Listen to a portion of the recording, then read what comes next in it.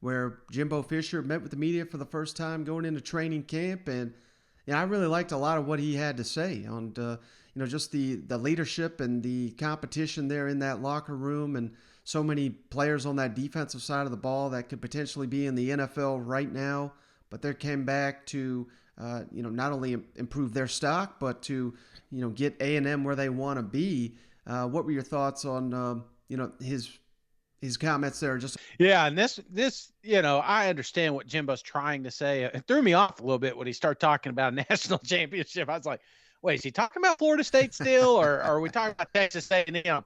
I think the biggest thing when I look at some of these coaches across the SEC, it was a tough gig last year. Just winning, just playing in general and getting through week to week. But at the tail end of the season, convincing a lot of these kids to come back was very hard to do. And there was a few programs that really excelled at it. You think of Arkansas, you think of Texas A&M.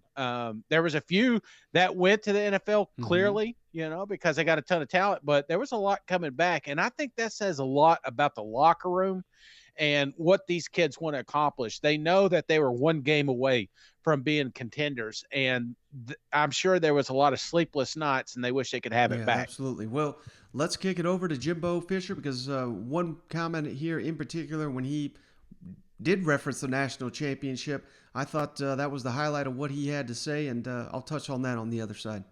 Bonus seniors, whatever you want to call them, super seniors, to return to this defense that was already pretty good last year? Well, I think they also saw the value in coming back for the team and what they accomplished, and I think a lot of guys accomplished so much in what it felt like to win a championship or almost win a national championship, and like that feeling. And then I think also the benefit of them at their next level, it's a double-edged sword that we have a great team. You were great players with it. They enjoyed that success in which we had and how we had it and the way we had it. And to get there, but then also their personal development to be able to play at the next level. I think it will enhance every one of those guys' ability to make the NFL and play in the NFL and be a very significant draft pick and factor in it. And I think it's a combination of both. And I think both guys, and they loved A&M. Jimbo, what's impressed you the most these first 2 days of camp? Well, I don't know if anything's impressed me, but hopefully the urgency to be good. And we've done some really good things, and some of the veteran guys are acting like veterans, and the young guys, I think, are anxious to compete. I think the competition level and guys wanting to push each other for jobs is one of the main things that's starting to push, and hopefully that depth that pushes that out there, the young talent with the older talent, and those guys challenging for positions and playing time, and I think that's probably been the best thing so far. I know it's only been 2 days, Coach, but what are the early impressions of Haynes and Zach battling out for that QB1 spot? They had good, solid days.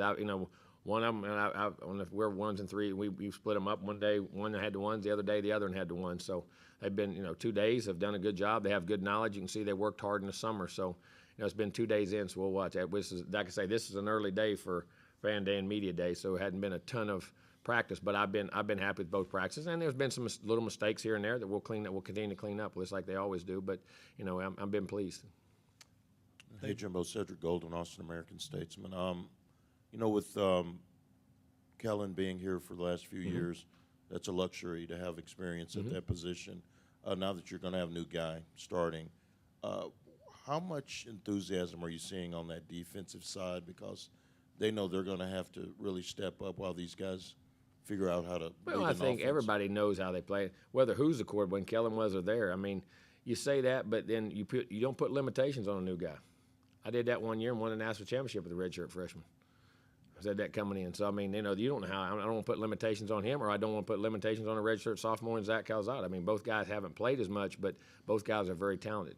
So, either way with Zach or Haynes, either way. But I think the defense does understand the experience they have and what they have and the abilities they have. And I think I don't think it's anything they do that they have to do anything different. They have to do their job, and they have to do it well, and they have to, as they mature into who they are and they get better at their craft of wanting to become a dominant group of guys, no matter you're off or whoever that is. And I think our defense has that mentality, and I think they can have that mentality and have that ability. So this is the perfect thing, Shane, because it's like, we've been seeing all off season the expectations. It's so cheesy when they say, well, the expectations they're never higher but in the locker room. But, I've seen that from the Aggies this off season. And hell, you're seeing it right here. How many coaches, we we all know that, Alabama, Nick Saban, their goal is to win the national championship every year, but not even he comes out first presser and says, we've got the pieces here to win the national championship. We've got Jimbo this offseason talking about how he's going to kick Nick Saban's ass and all this. So, I mean, they are riding a huge wave of confidence, and I really loved his comments here. Whether it's Haynes King, whether it's Zach Calzada, they are not going to be going into the season,